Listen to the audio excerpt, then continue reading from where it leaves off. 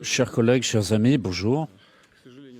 Malheureusement, notre rencontre d'aujourd'hui se déroule dans des conditions pas tout à fait normales, c'est le moins qu'on puisse dire, mais on peut écouter déjà votre représentant qui peut donner quelques idées générales.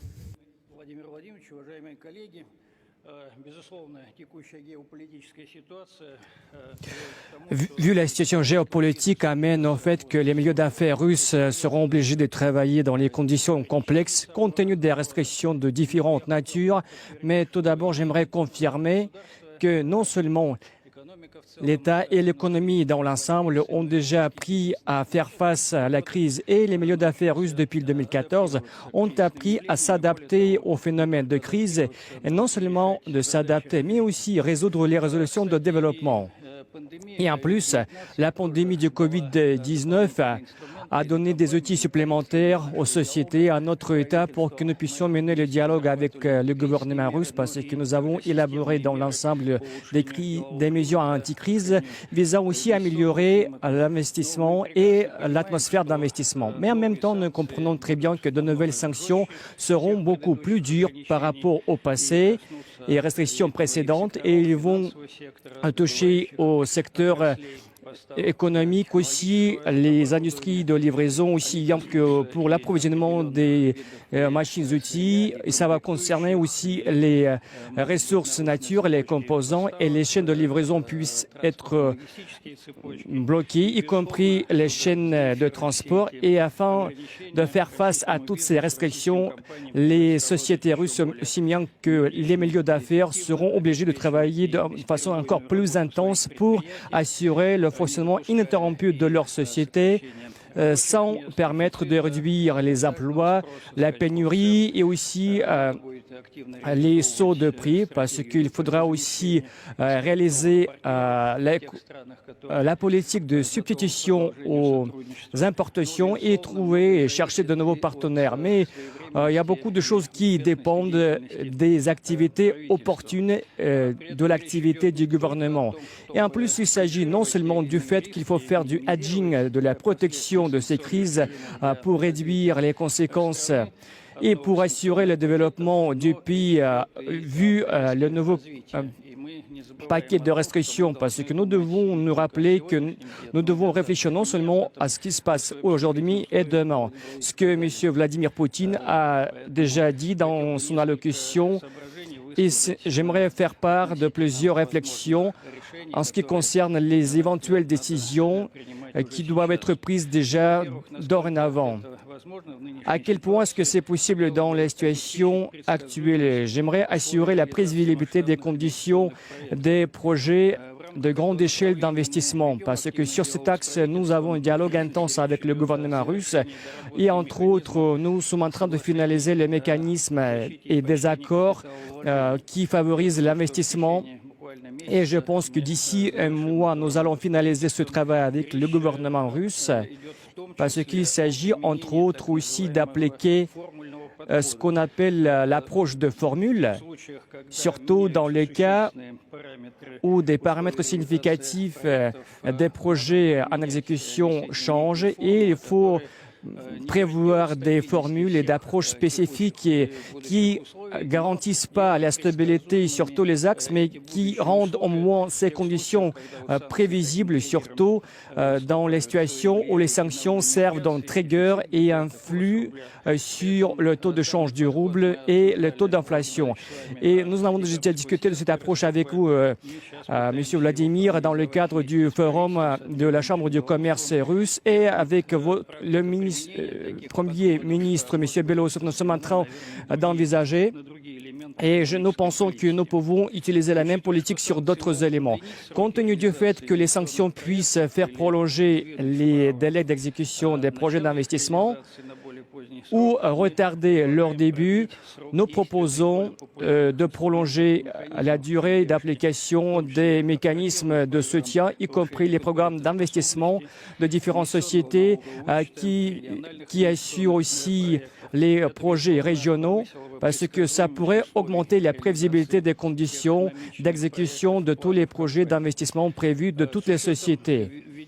Et compte tenu des sanctions imposées à l'égard de la dette souveraine, il faut motiver en plus la demande des obligations de la part des investisseurs privés, parce que j'aimerais rappeler encore une fois, parce qu'en Russie, il y a plus de 20 millions de comptes de courtiers sont déjà ouverts, et je parle tout d'abord de la bourse de Moscou et aussi le marché interne des investissements qui s'est développé ces dernières années pourrait assouplir vraiment le caractère aigu des sanctions et pourrait servir d'une nouvelle source du travail avec la dette de l'État. Il y a une autre approche pour minimiser les risques financiers et pour assurer le développement ultérieur, c'est la régulation des actifs et des crypto-devises, parce que quand je parle des avoirs numériques, la législation russe a été adoptée et je pense qu'il faut prévoir un mode des impôts spécifiques qui pourrait créer, pas un stimulus, mais qui pourrait réduire certaines conséquences de fonctionnement de ces avoirs numériques par rapport aux autres types d'avoirs. En ce qui concerne les crypto-devises, nous soutenons la position équilibrée du ministère des Finances russe et du gouvernement et nous proposons de ne pas retarder l'adoption de la base légale pour assurer le développement de ce secteur. Et nous pensons nécessaire et important d'assurer le fonctionnement des milieux d'affaires privés, parce qu'il ne s'agit pas des mesures de motivation supplémentaires, il s'agit plutôt du fait qu'il faut donner la possibilité aux sociétés de réaliser les projets d'investissement, y compris en dehors de certaines personnes morales, parce que nous parlons du fait qu'il faut formaliser d'une façon plus détaillée de la notion des holdings et sociétés de holding qui n'existent pas dans la législation russe, et peut-être il vaut le coup de prévoir les moratoires et de lever les moratoires, le paiement des impôts de société, parce qu'il faut détailler la législation sur les personnes morales pour assurer la compétitivité de cette législation, et en plus ça pourrait permettre de comprendre à quel niveau montent les investissements des sociétés russes, parce que nous avons déjà posé cette tâche et nous voulons que notre dialogue avec le ministère des Finances et le gouvernement inclue aussi entre autres ces composants. Parce qu'actuellement, il y a beaucoup de nombreux projets d'investissement qui sont réalisés par les dividendes des sociétés et ne sont pas pris en compte par l'évaluation des avoirs de sociétés de holding. Parce que nous partons du principe que la Russie ne se ferme pas, parce qu'il reste toujours une partie de l'économie mondiale.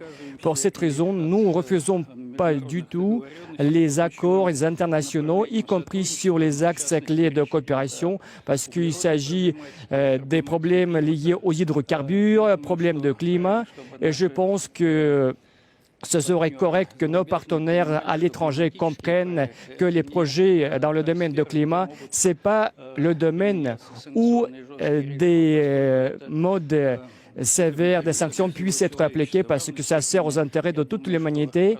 Et je pense qu'il faut continuer la coopération sur d'autres axes, y compris sur la régulation internationale des impôts. Et je pense qu'il faut tout faire pour démontrer au maximum que la Russie reste une partie de l'économie globale et il ne va provoquer par les mesures de réponse des phénomènes globaux négatifs sur les marchés internationaux. Pour cette raison, je ne doute pas que nous allons faire face avec tous les risques et tous les défis à l'extérieur, mais à l'intérieur du pays, nous devons démontrer l'efficacité de notre fonctionnement, et non seulement sur l'agenda en cours, mais aussi sur l'agenda de demain. Merci. Merci. Qu'est-ce que je voudrais dire aussi, c'est que la première chose, c'est le plus important important pour que ce soit clair pour tout le monde. Ce qui se produit actuellement, ce sont des mesures forcées. On ne pouvait pas agir autrement. Les risques en matière de sécurité qui ont été créés sont tels importants qu'on ne pouvait pas réagir autrement. Toutes les tentatives que nous avons entreprises ont été vaines, se résumer à zéro.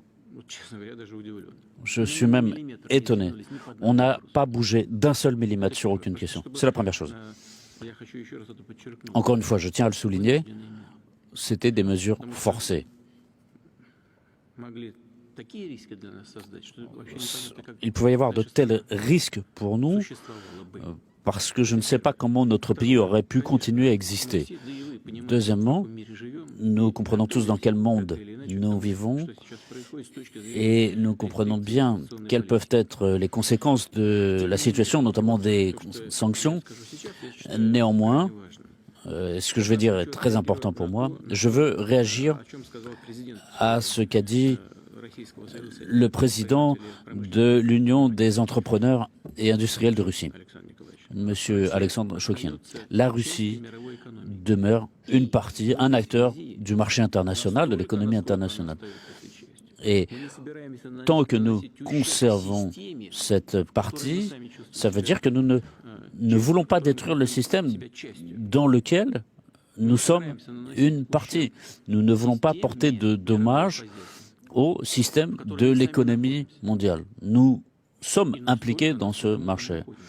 Et tant que nous y sommes, nous devons le préserver. Et nos partenaires doivent le comprendre et ne doivent pas chercher à nous évincer de ce marché. En même temps, pour des considérations politiques, il va y avoir des restrictions.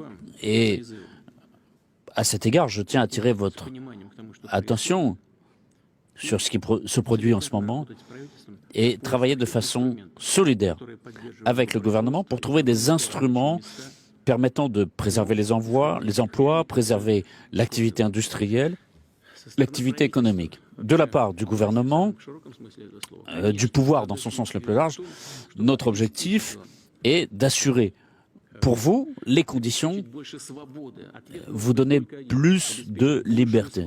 La réponse, elle est unique ici. C'est vous donner plus de liberté en matière d'entrepreneuriat. Dans le cadre de, comme l'ont dit les collègues, pour qu'il y ait un caractère prévisible de la part des actions du gouvernement, mais je veux aussi que ce caractère prévisible soit clair du côté des entreprises aussi.